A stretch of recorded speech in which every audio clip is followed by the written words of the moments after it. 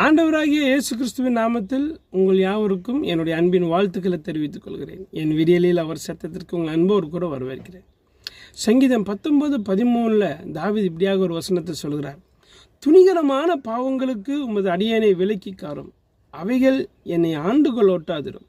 அப்பொழுது நான் உத்தமனாகி பெரும் பாதகத்துக்கு நீங்களாயிருப்பேன். நம்ம லைஃப்பில் ரொம்ப முக்கியமான ஒரு ஜெபம் இந்த ஜெபங்க.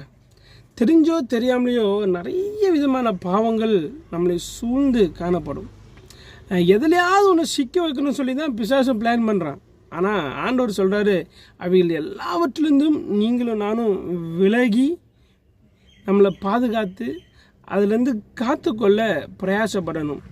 இந்த விஷயத்தில் ஆண்டவருடைய தயவை நம்ம நாடணுங்க. ஆண்டவர் கேட்கணும், ஆண்டவரே என்னை காத்துக்கோங்க. கேட்டு பாருங்களேன், நிச்சயம் காப்பார். God bless you. ஆமென்.